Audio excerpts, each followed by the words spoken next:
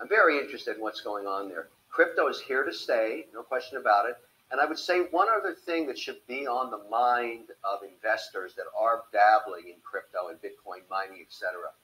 Something I learned over the last couple of weeks, in talking again with institutions, this ESG mandate, let's talk about that for a second.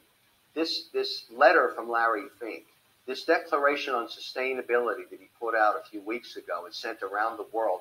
Larry Fink and BlackRock are the largest money managers on earth.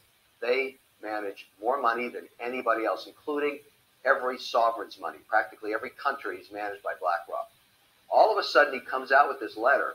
I don't know if you guys read it, but basically what it says is, if you don't have a sustainability mandate, if you don't have an ESG discipline, we don't want to manage your money. Now, that's one hell of a statement. And it matters, because now when I talk to institutions, they're saying, tell me about the sustainability of a WonderFi, for example. Does it have a carbon mandate? Before we buy it, we want to know. What about your Bitcoin miners? So after I saw that, what I did is I sold Marathon. I sold Riot. I'll tell you why I'm scared about it. Those companies use carbon credits. That's how they say they're green. Well, that's BS, because if you audit them, you actually go in there and audit them, you're going to find out the tracking error on carbon credits is crazy. There's no way to know with certainty that they're mining Bitcoin without using, at carbon neutral rates. They're just not. And I'm very worried about that. So I want to get ahead of the curve. I've sold those positions, and now I'm investing privately in miners that are doing it off hydro, wind, or solar. So I don't get in trouble with institutions that I service in the indexing business who have those sustainability mandates. My coin now are mined in northern Quebec and in northern Norway and in BC, and I own them clean as a whistle. Nobody can tell me that I'm offside ESG. There's not going to be any carbon on it, because there is no carbon. And that's the thing you got to watch for. You got to look at your names in energy, in Bitcoin mining, and wherever else you're investing, and see if it passes the ESG smell test. It's no joke anymore. It's a real deal, and institutions are watching.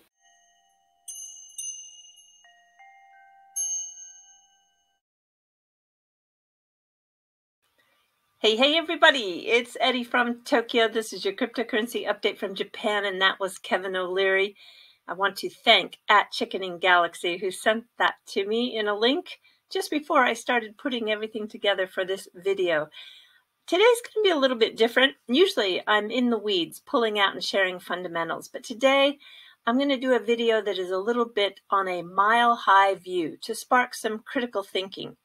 And I want you to just stay in touch with a zoomed out view. The next little clip I'm going to share with you is Charles Hoskinson. Of course, he is the founder of Cardano. But, his words today speak to any protocol that you are supporting or that you may be building on. Have a listen. Many people will sell you a sack of shit. They'll tell you, if you just vote for me, or if you just believe in this philosophy, you just say these words, or you're part of this group, or you consent to Y, then suddenly it'll all just get better and everything's going to be beautiful. No, unfortunately, we are in a position where we're going to have to rebuild everything. This is the core of our industry: decentralization, inclusive accountability, and decentralized governance. And all of those things should be present in every institution we build, because at the end of the day, this technology is neutral. These protocols are neutral. Whether they're used for great good or great evil depends upon the people using them, their intent, and the institutions that are built from them. Just like you can blend Web3 with Web2 in the worst possible ways, you can blend it in the best possible ways. It just depends on how you build things, and the intent behind how you build them, and the use behind how you build them. And we are at a precipice as a society, and we have to decide where we want to go. I imagine if you're watching this video, you are paying attention to the space, looking for different projects to get involved with. Well, if you're in the United States, based on this recent interview with Hester Peirce, it looks like we are going to have a few more bombshells dropped by the SEC in regards to enforcement action. Have a listen. So then, Commissioner Peirce, are there any regulations or rules that the crypto community can expect this year from the SEC, whether it's exchange registration or otherwise, or should we expect a ramp up in enforcement activity? I think that that's the discouraging piece of it, that we're leading a lot of these charges through enforcement instead of taking the approach of using our rule book, our existing rule book, and our existing statutory authority, which tells us that we can make adjustments to the rules to accommodate new things and different things. So we should be working on creating that kind of a framework that works. But I just don't see it on the horizon based on what's in the regulatory agenda. And that leads me to fear that a lot of this work is going to be done through enforcement, which is not the right way to go about writing rules. You want to do it in a transparent way that involves all of the affected people, whether it's the people running the platforms or the people trading on the platforms. You want everyone to be able to have a say in how those rules look. So at the end of the day, it is Congress that is really needing to be engaged with the SEC. And until they do that, I think we're going to see that agency just run wild. This is Ted Cruz, Senator Ted Cruz, and he is making some efforts to level up in his understanding of cryptocurrency. And it was revealed that on this filing, February 4th, 2022, that back on January 25th, he bought some Bitcoin. We know he bought up to $50,000 worth. And at the time that he bought in January, the price of Bitcoin would have been somewhere between $36,000 and $37,000. Now, I just want you to listen to just a comment that he made when he talked with Jimmy Song back in October about the knowledge that the current Senate has on Bitcoin. There are not 5 members of the U.S. Senate that can tell you what Bitcoin is. With this next clip, well, I found it quite interesting because it shows that the new and up-and-coming participants in democracy have a little bit more understanding about cryptocurrency. Here we have 2 people from the state of Ohio. Ohio is shown there on the United States map in red, and both of them have a unique perspective. But what's refreshing is that they at least know about cryptocurrency. Thank you very much. We're going to move on to the first round of questions. Josh, this is about cryptocurrency. Both of you have spoken about cryptocurrency in your campaigns. What is your biggest concern and biggest hope for how blockchain technology could impact the lives of Ohioans? You have 1.5 minutes. Listen, I think the last century was the century of big government and big banks. And I think this century is the century of Bitcoin and the democratization of money. Let me talk a little bit about why the democratization of money is so important.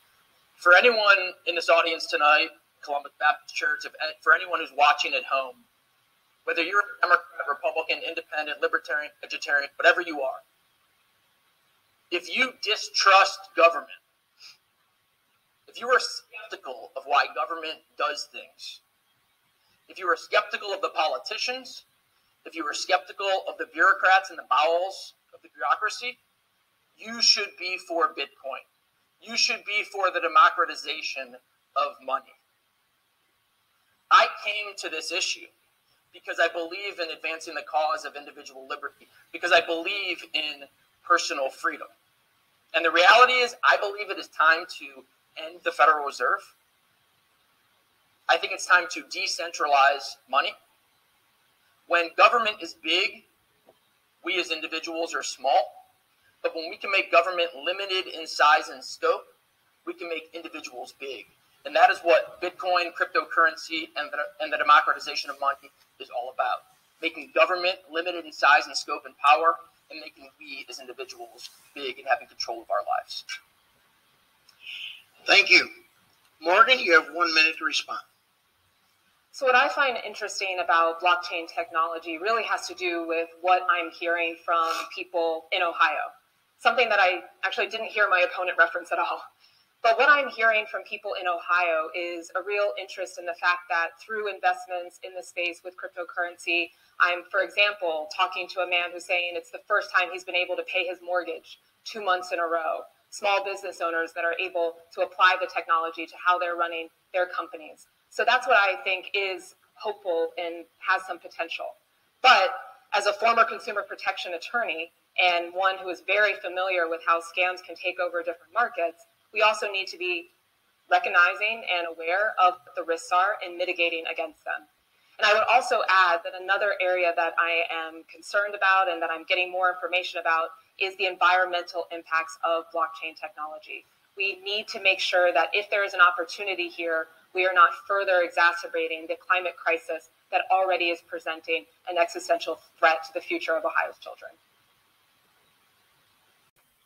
Let's jump to a little fluff, okay? If you are in Paris, are you so lucky?